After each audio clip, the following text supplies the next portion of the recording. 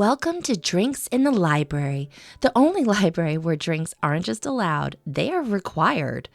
I'm your librarian host, Gigi Howard, and each episode I'll be interviewing a guest about a much-loved book that we will be pairing with a drink for you to enjoy along with us or consider for your next book club meetup. As always, stay curious and support your local library.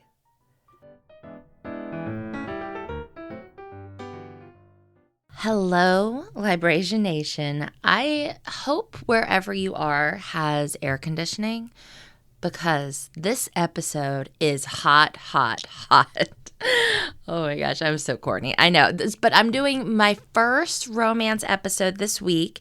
We did the book Always Only You by Chloe Lees. I had my guest who was Sara Mueller. Sara is a library assistant manager and has been working in libraries for 11 years. She is an avid reader and has been since she could put words together.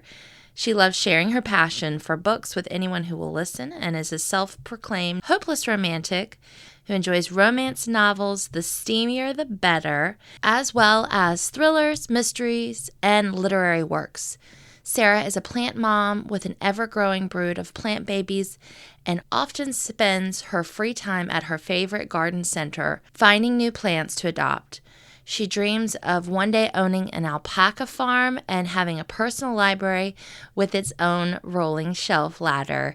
I was so pleased that Sara was willing to come and talk about her love of romance, and not only her love, but her expertise and knowledge about different tropes and different storylines. I think that's really something special to share with everyone. And our drink this week is a sangria. It is so hot here right now. No, and this time I'm being serious. It's so hot. Sangria is perfect for this time of year. And it also paired up really well with the story. So, all right, enjoy.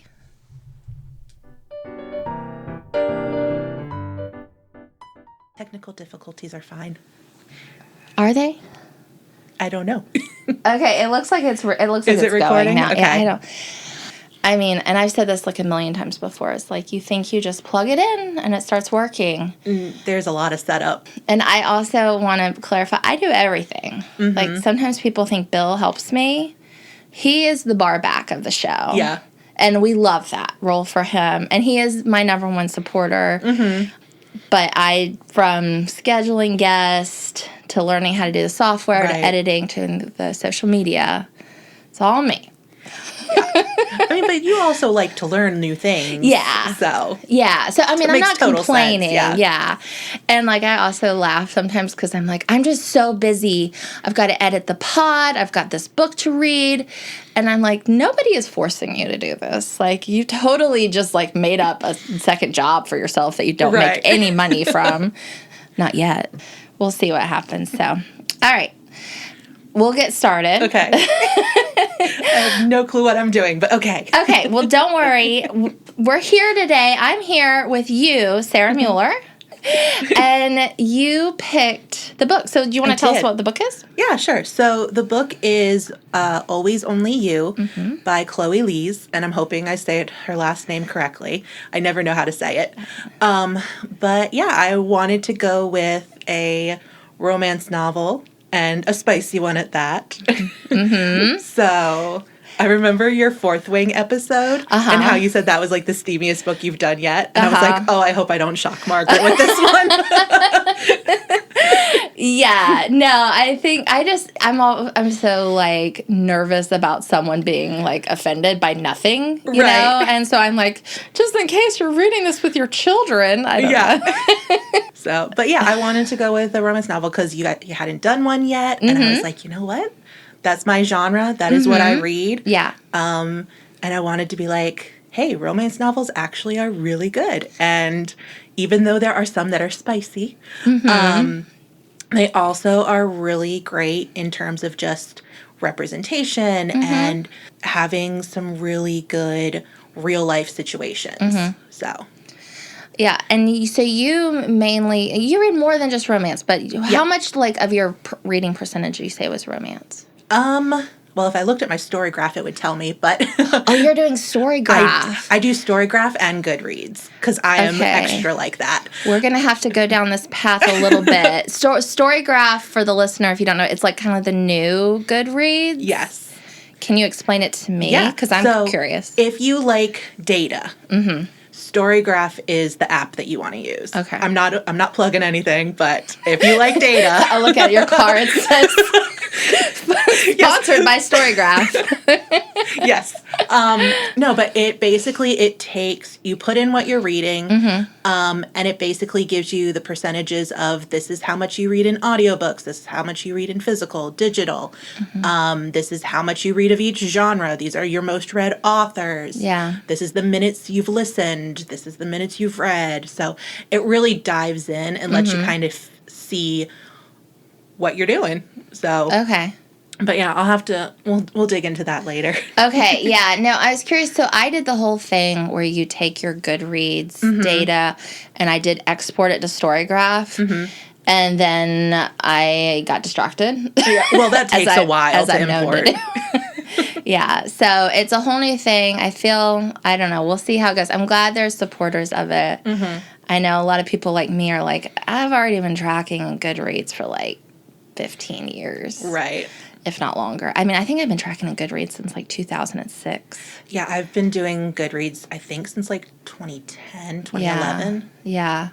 So I remember my friend Ryan, shout out to Ryan, he like in 2006 or sometime around in our early 20s, he was like, you have to get on this app. Well, we didn't have apps yet at that point. This website. It was a website, yeah. It was Goodreads, yeah. And he told me, this is classic him, he was like, I will not speak to you again until you start using this. Oh, my word. So, anyway, so very specifically, I remember it was 2006. So, okay, so we've got off the subject, but who knows? We'll come back to it. We'll come back to it. So you read a lot of romance. I do, yeah. But I like to think of myself as an eclectic reader. I do a lot of romance, thrillers. You got to mix the romance with the murder, Oh, yeah. So I do some fantasy, not huge on the sci-fi.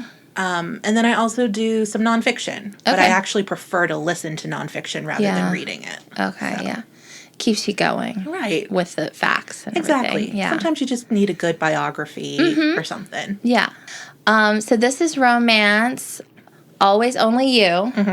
And because I keep not messing the title up, but I keep getting confused, it's a series, right? It is, yeah. So it's part of the Bergman Brothers series, which the series name is a little bit not correct because there are actually two sisters in the series. And it's a 7-book series that focuses on one of the Bergman siblings each book. And what I really like about these is that they really do a deep dive into real life situations. So Chloe Lees is what we call an own voices author. Which, for the listeners, own voice authors really are people writing about things that they experience in their own lives, really. They are LGBTQ authors writing LGBTQ characters and stories. They're POC authors writing POC characters. People with chronic illnesses writing about chronic illness and things like that. And Chloe Lees is actually autistic herself. And the main female character in Always Only You is autistic. Yeah. So she really pulls on her own experiences, but she also is very much like, just because I have one experience does not mean that the character in my book has the same experience. We're similar, and I can pull from my own experiences, but she is her own unique character, which I really like. And so the whole series also, one of the books deals with marital issues, and one of the characters has anxiety. Other characters, there is diabetes representation, ADHD. Two of the Bergman siblings are actually both autistic. So the oldest brother and the youngest daughter are both autistic, so they have that in their books. There's also other chronic illnesses like IBS, lactose intolerance, just different things that people deal with every day. And sometimes it's really nice to just be able to read a book and be like, oh, this is me represented. Yeah. So. Yeah, and definitely. I mean, I think that's something we're all talking about now is representation. Exactly. And I mean, the big story has been probably for the last 30 years is racial representation in books. But I mean, there's so many other things that you just brought up. So. Yeah. Yeah, but Always Only You, I'll talk you a little bit about what this actual book is. So Always Only You is about Francesca, who is a social media manager for a hockey team in California. And she's their social media manager, and she's autistic, and she deals with arthritis. So she's 26, but she walks with a cane because her arthritis is so bad. Yeah. And then the other character, our male lead, is Ren Bergman. And he is the third child in this family of 7. And he's a hockey player. And they're Swedish. Yes. Well, half Swedish. Oh. The mom is Swedish. The dad is American. Oh, okay. Yes. Wonderful. Yes. Love it. But it's really cute because with the Swedish family, I'll get back to the actual plot of the story in just a second. Okay, no. But with the Swedish family, you see a lot of references to their Swedish heritage throughout the book. The mom talks to them in Swedish. She has Swedish nicknames for all of them. And it's just really cute to see the big family interactions that happen. Because every book has, like, these big family get-togethers. Yeah. Because they're all super close. Yeah. So we have Francesca, who also, she goes by Frankie. And we have Ren. And the two of them, it's kind of an enemies to lovers somewhat at the very beginning. They both, he's been pining for her since he met her, I don't know how many years ago. And she's just been like, oh yeah, he's hot and whatnot, but I work with him. That's totally against the rules. So throughout the book, it's just kind of the way that they come together. And it's really cute because, he is always there for her without crossing boundaries. So, at one point, they get back from a couple games away because she travels with them to do their social media. And her house had been broken into. And he was like, hey, I'll drop you off at home. They get to her house. It had been broken into. He's like, hey, you know what? You don't feel safe here. You can stay in my guest room. No strings attached. We'll get you where you need to go. And so she stays with him for a few days, which obviously in a romance leads to some fun things. Yeah. Some situations. But they're professional. But they are very professional. Yes. Nothing happens. Yes. They wait until much later into the book to actually have any type of relationship. And it's really a sweet story because with her autism, he kind of recognizes some things from the way his own sister and his brother act, and so he kind of knows how to interact with her on a level that she can kind of reciprocate. He doesn't know that she's autistic until she actually tells him, but then he's like, oh yeah, that makes sense. And then also he's very considerate of the way that her body needs to function. So with her arthritis, she can't necessarily do certain things. And so he is very considerate of that and is like, well, let me go and do this for you. Let me help you with this.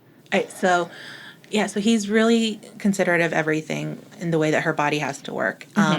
But he does things in a way that it's not condescending. It's not oh, I need to take care of you because I'm the guy and you're this weak woman. He gives her all of her autonomy. And he's like, yeah, I'm going to try not to curse, but you can curse. Okay.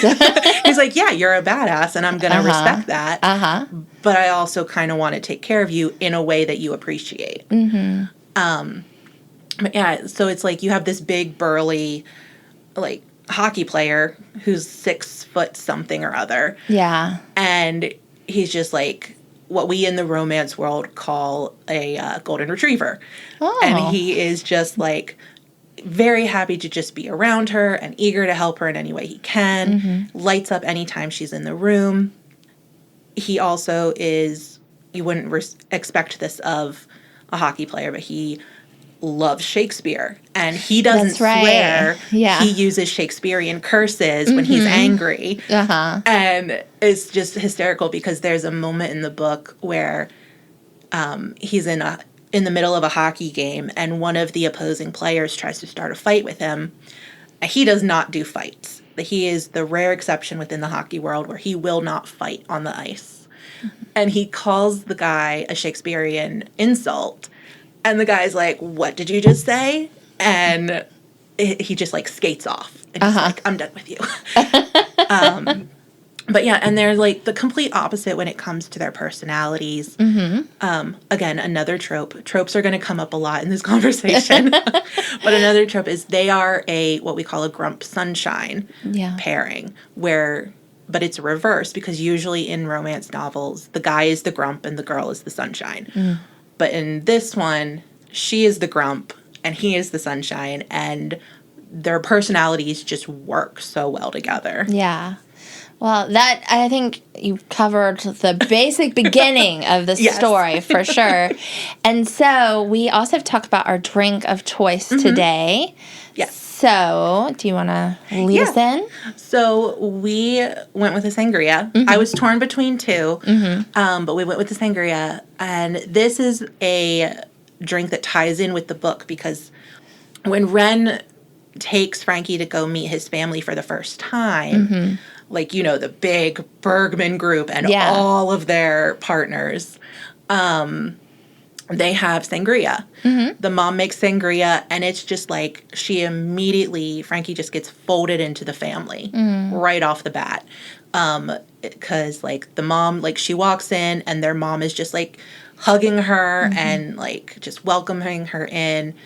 And the rest of the family is just like, "Oh, yeah, hey, cool, nice to meet you." And just, she's part of the family. Yeah. And they have sangria. So we went with it. It's also today, where we are right now, it's very hot. It is extremely hot. It is like, it is a notably hot day. If anyone in the Richmond, North Carolina area remembers the weekend where, there's like a dome in North Carolina, a heat dome. Yeah. And it's coming to us all. So it's like 100 degrees outside. Yeah. So sangria is perfect for that. Is. So red wine. I did brandy. I'm not going to lie. Another thing with sangria is very nice if you have things and you're like, "Oh, I have this like quarter left in the bottle of this brandy from something I made like 2 months ago." I was like, perfect. So it's red wine, brandy, and I did orange juice to mix it up, and then peach and apples I did. It's very refreshing. Good on this hot day. And I don't know, do you like pulpy? I don't like pulpy stuff. I don't do pulpy, yeah. Bill was like, "Do you want some oranges?" And I was like, "Mm-mm." I think I like orange juice. Yeah. So anyway, it's perfect for the book. It's perfect for this horrible, gross, muggy day. Yeah. So I wanted to ask you, so when did you read this story for the first time? When did you get with the Bergman family, I guess? So with the Bergman family. So this was actually the first one I read of the series. I didn't realize it was actually a series until after I had started reading this one. And I actually went back into my Goodreads to look, and this one I read back in September of 2020. So it was during the pandemic. It was actually right before I started working for you. Literally like 10 days before. It all comes together. It all comes together. And I am no longer Sarah's supervisor. She is here of her own accord. But at one point, I was her supervisor. Yes. And you are a wonderful employee. Oh, I appreciate that. Yeah, so this was, I read this. I was still waiting to actually start my job with the library. And it was kind of a point in my life where we were still kind of in the middle of COVID. Yeah. Things were still kind of up in the air. I had been laid off from my job that I got when I moved here. And you're from Pennsylvania? From Pennsylvania, yeah. Yeah.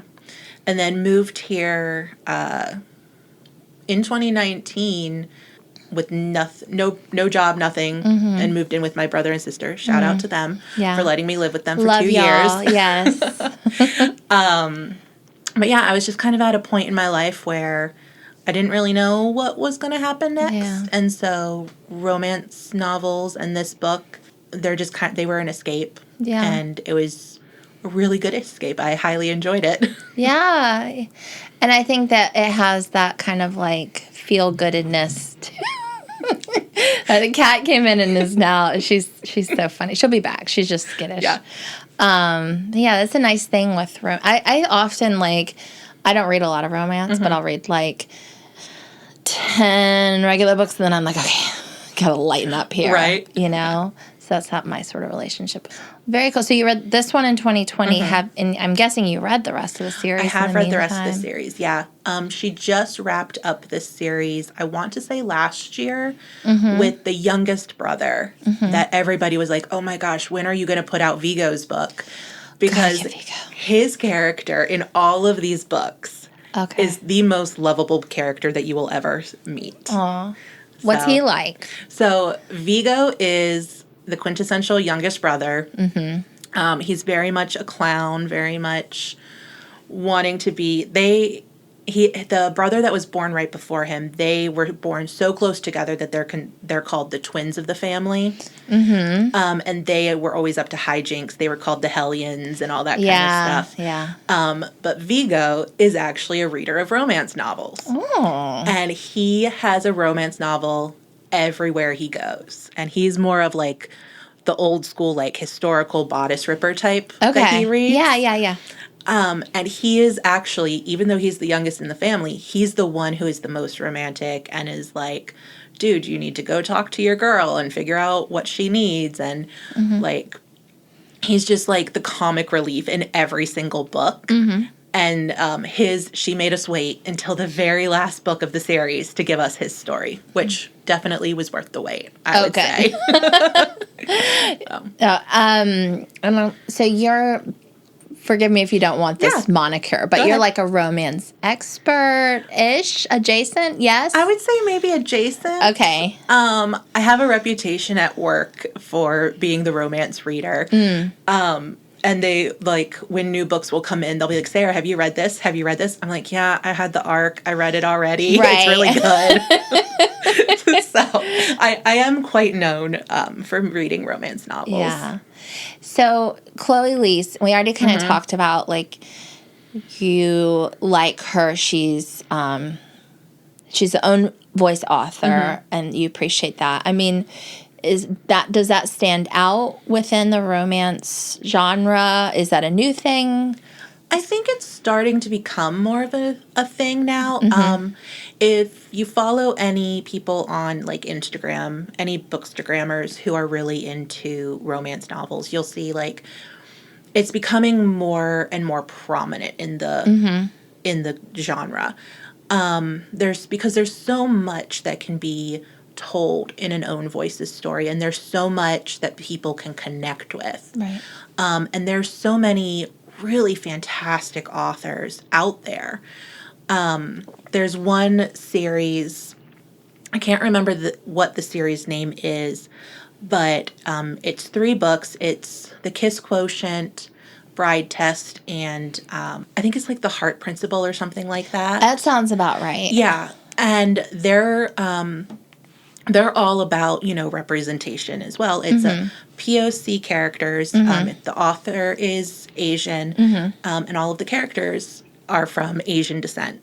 And it also deals with autism. It deals with LGBTQ issues, and it deals with anxiety and things like that. And the Heart Principle, like, I connected with that so much on an anxiety level because as someone with anxiety, it's hard to find books that give decent representation. Yeah. And I connected with that book so much that I ugly cried as I was reading it. Oh my gosh. And that just goes to show, like, I don't cry when I read books, but when a book can make me cry, know it's, like, I know it's good. Right. So, but those are really great. And then it's just really nice to be able to be like, for people who feel marginalized to be able to see themselves in books, you know?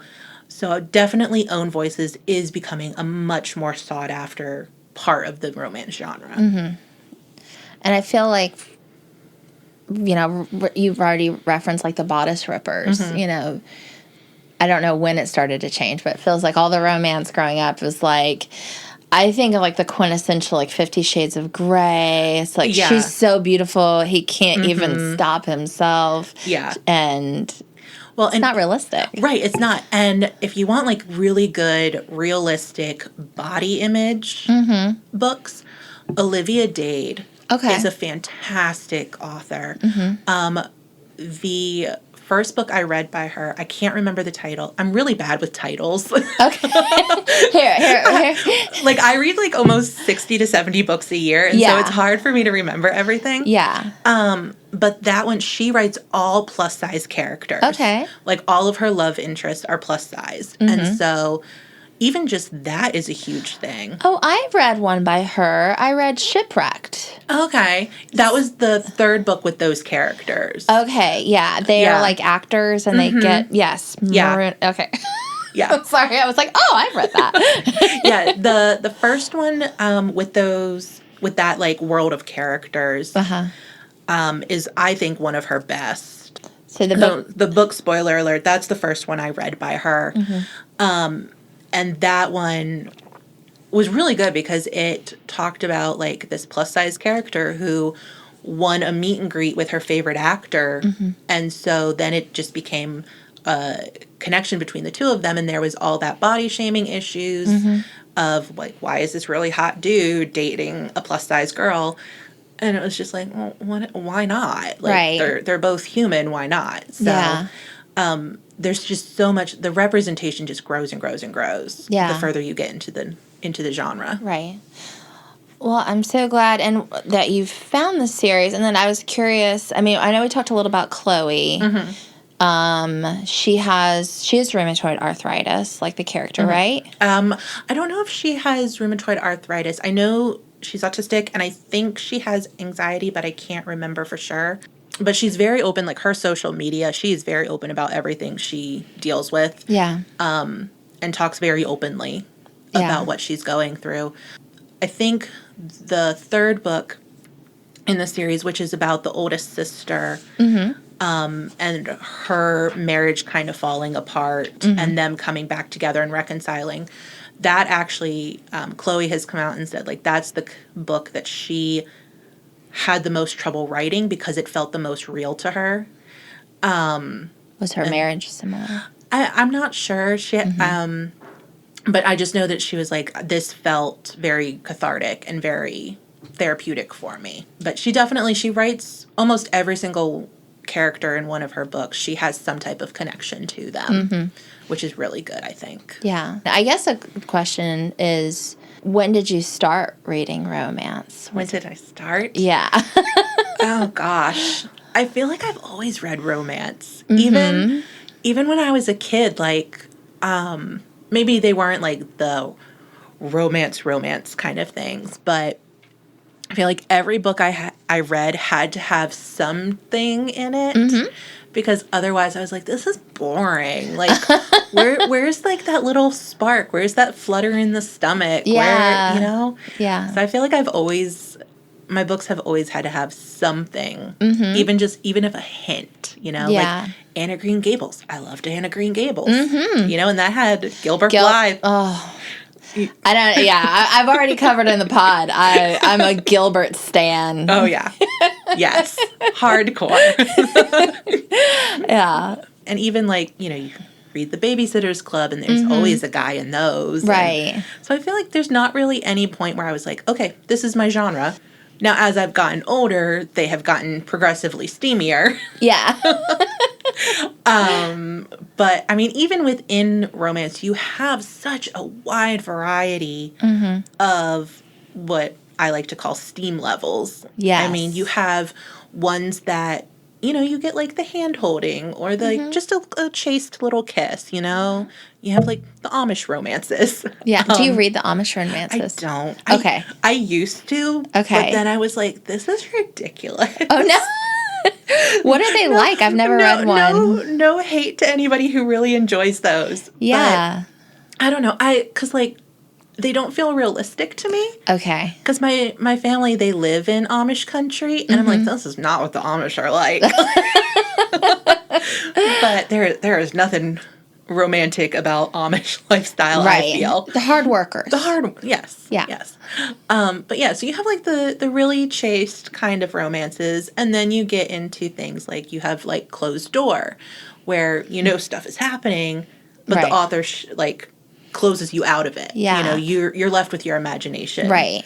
And then you have like Fade to Black, where stuff's starting to go, and then you're like, I feel like, not to interrupt you, but like I'm just thinking like that's kind of like an Emily Henry. Like when I think she doesn't get in too much detail. Sometimes the scene will start. Yeah. And then it will be like, you know what happened next. Right, exactly. Yeah, like Emily Henry is a great author. Her stuff is fantastic. Right.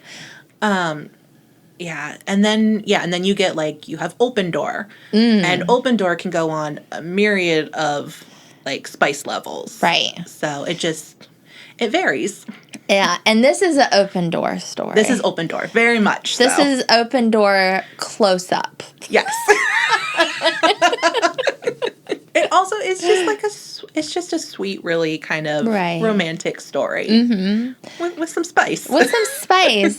When you do ratings, do you ever put like one jalapeno? Sometimes. I do more like the flame emojis. Okay, yeah. Yeah, but I also have a very high spice tolerance. Some people don't. Right. So I'm always hesitant to recommend books to people until I know what their spice level is. Yeah. And then, well, hang on. One thing I would like to talk about with you is like the tropes of romance. Because there are so many. There's so many. And if you, like, even I'm sort of like a light romance reader. I know most of them. Yeah. So what are some of your favorite tropes? Oh, gosh. Well, see, that opens a can of worms because you have tropes and then you have micro tropes. So we'll start with tropes. Okay, good. So some of my favorite, obviously, I love a good grump sunshine. Right. When somebody is the grumpy one and then you have the ray of sunshine, love it. Yeah. Enemies to lovers. Oh. Those are fantastic. Forced proximity. So forced proximity is when something within the situation makes it so that the two main characters have to be around each other almost constantly.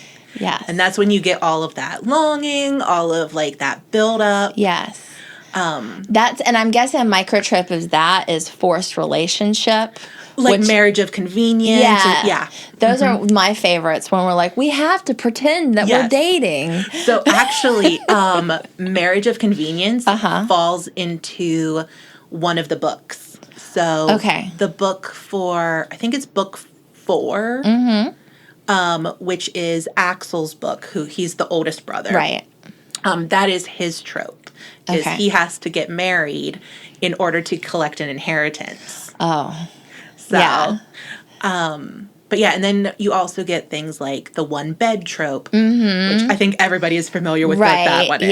Yeah. The Only flat one bed share. at the end. Yeah. Oh, the flat share was fantastic. Yes. For the listener, if you haven't read The Flat Share, that's a story where they have an apartment and he works at night and she works in the day. Yeah. And so they share the bed. Yeah. So, and they communicate. They've never met. Yeah. They've never met. And they basically share this flat together, which it's a British book. So flat is apartment. Right. And they share, it's only one room. So they have to share the bed. And they communicate only in Post-it notes. So the whole first half of the book, they're just communicating in Post-it notes. And they're like, slowly building their relationship. Right. And they're specifying like, hey, can you just sleep on like the left side of the bed so I can sleep on the right and we don't have to change the sheets every day? But yeah, so that one's a good one. Right. Yeah. Oh gosh, what are some of my other favorite tropes? I think those are like my big ones. Okay. I also just love a good slow burn. Like, and this what I would say is a slow burn. This is definitely a slow burn. And that's just like when there's that longing and that wanting to be together, but they make you wait for the payoff. Yeah. And sometimes it's really good, and sometimes you're just like, I waited all this time for that. Right. But yeah, so I think those are my favorite tropes. Okay. And then you can get into micro tropes if you want. Right. And those include anything from like things where like he rolls his sleeves up over his forearms. Like some people are like, I dig forearms. And some people are like, you know, they really dig like age gap romances and things like that. So you get the micro tropes have to deal more with like the little finite details. You know, if he calls her a nickname, that can be a micro trope. Okay. A lot of the time, sometimes guys are like, he would like kill for her, quote unquote, kind of things. So those are like micro tropes. And there's a ton of them, and everyone has their own that they like really dig. Yeah. But I don't really have any particular micro tropes that I'm really into.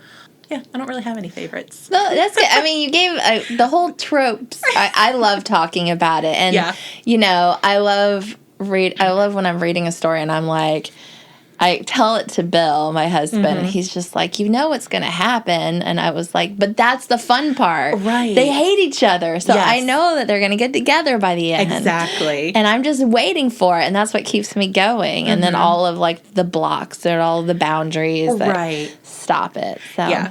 I will say there is two tropes, actually, that I cannot stand in a book. Okay. So those are the miscommunication trope. Yeah. So there's always like, if they're not communicating, and there's that misunderstanding, you're like, why? This could have easily been solved, you know, if you guys had talked to each other. Right. And then there is the surprise baby. Oh. I am not a fan of that trope. Oh, no. So is the prize baby like she gets pregnant and then it's his? Yeah. Okay. Or it's like, you know, they're friends and then she gets pregnant and they end up like being together because the baby daddy isn't stepping up. Just somewhere where I'm like, great, you know, I'm not going to yuck somebody's yum. Right. If they like it, great, but it's not my favorite. Right. Okay. I also, I don't know how much you feel about this. So if you don't have any strong opinions on it, we don't have to go there. But I've thought a lot about autism as a plot device. And so this is the opposite of that. The author is writing from her own or her experiences having autism. Right. There are so many stories, I mean, where it doesn't come out and tell you, but there's hijinks that happen. And I'm not going to lie. The first time like, the Rosie Project. Yeah. That is probably like the quintessential. I loved that book when I read it. I thought it was hilarious. Right. And then it wasn't until like a few years later I was like, wait, was he autistic? Were they making fun of him because he didn't understand what was going on, or he missed, like, it was almost like an Amelia Bedelia situation? I mean, has Chloe spoken out about that, or is that anything that you're familiar with? I don't know if she's ever spoken out about that. Or I don't know of any... I'm not aware of any autistic authors who have really said anything. But yeah, I mean, it's definitely something that you have like autistic coded characters. Yeah. Where it's not just outright like, oh yeah, they're autistic. Right. You just kind of infer it. It's kind of like in the Big Bang Theory, you know? Yeah. It was, you know, Sheldon as a autistic coded character, but nobody ever said it. Right. And I think, I don't know, like, sometimes I think authors might just use it as a plot device, and I think others are like, no, I want to make people aware, like you don't have to know what somebody is or who they are in order to understand how they operate. Right. So.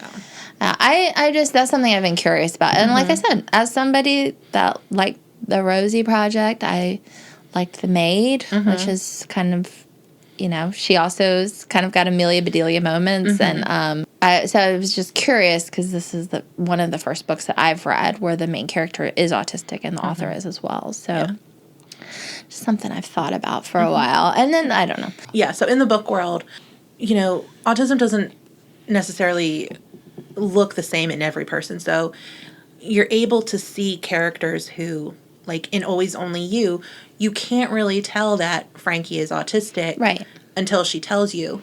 And her main things are clothes don't feel right. Certain fabrics don't feel right. Textures have to be good with, like, her food. And, you know, she doesn't always understand sarcasm. She takes things very literally. Yeah. And that is actually, like, why autism is so much more easily diagnosed in men than women, because men present with more of the very, like, behavioral, and women tend to not present in a behavioral way. They are more very sensory in the way that they present. And it's the same thing for ADHD. You know, Exactly. As boys tend to have more of, like, the active side of it, whereas girls have more of the distracted side. Right. No, I mean, and that's really, like, what I appreciate about the fact that she's writing both in the Bergman series. There are both female and male autistic characters, because you see the big difference in how they are, and it makes it so much more understandable for somebody who is not autistic to be able to be like, oh, okay, I get that now. And maybe you can see people in your own life, or maybe you might be undiagnosed and you're like, oh my gosh, this is me. Yeah. So, and I just really like that. Yeah. Once again, the representation of everything. And I wanted to ask you, Chloe Lease, was she originally an indie author? She was, yeah. Okay. So she initially published the entire Bergman series initially, I think minus, like, the last couple books, were published independently. She went with an indie publisher. Okay. And then she blew up on social media, and that's actually how I found out about Always Only You. It was all over Bookstagram. And so she published independently, and then because of her popularity, because people were reading these books, she got picked up by a bigger publisher. So now all of her books are being republished with new art, like cover art and all of that. So yeah. And I've recently sort of learned more about independent authors. And so I found it really interesting. I think I was just really ignorant about what that was like. And I mean, there's a lot of benefit to being independent versus going, like, with one of the major publishers. You have so much more autonomy. You have more control. Of course, you're doing a lot more work. Right. You know, you have to pick out, have someone design your covers and things like that. But I think until I kind of got up close and personal with some indie authors, I didn't realize, like, oh, you're not just, like, writing this at home by yourself and then putting it on Amazon. Right. Like, you are just as, successful as a lot of these other that are picked up by Penguin Random House or whatever. It's just you choose another path. Exactly. And so I thought, if I'm ignorant of it, at least one other person probably is. Yeah, I think a lot of people don't understand the indie publishing world. And it's such a shame, too, because so many books are out there that are indie published that are fantastic. Yeah. And it's a shame because, like we don't necessarily get those, like, in the libraries or in bookstores, And so we're missing out. We are. And I think there's more awareness around it now, and I think that's really good. But yeah, and I mean, I agree. We don't get them in the library. We know, you and I know this. It's like we have a limited budget, and we have to answer to taxpayers, and who will say, why do we not have endless copies of David Baldacci? Right. James Patterson. Yeah. I pay your tax. My taxes pay your salary, which I'm sure no one that listens to this podcast has ever said. Or we hope. We hope. The self-introspection is always a good thing. But yeah, there's a lot of reasons why we don't have independent authors out there, but I think awareness is a good thing. And the fact that she blew up on social media, fortunately, there's different ways that you can get your name out there now. So exactly. Yeah. Is there anything you wanted to touch on that we haven't gotten to yet? I think we've touched on a lot of stuff. I feel like I've been talking forever. Oh, really? Well, good. That means hopefully I haven't interrupted you too much, so, which is my goal. All right. So my last question I always ask is, who would you recommend this for? I would say just based off of like the spice level, I would not. I would recommend this for anybody who likes a spicy romance. But I would also recommend it if you want to try a spicy romance for the first time. I think this is a really good starting point. Yeah. So. Yeah. And then it also has the representation. Yeah. Love all of that. So. Well, thanks so much for coming on. This has been a treat. Thanks. And we get to finish off our sangrias. Yes. I joked to Sara that the sangria does not do well for audio because of all the fruit inside. So we'll finish these now the mics are coming off. So anyway, thank you. Thank you. Thank you for spending some time with me and my guest for an episode of Drinks in the Library. For more information about the show, you can find us on Instagram at Drinks in the Library, on the World Wide Web, drinksinthelibrary.com, or shoot me an email at drinkspod@gmail.com.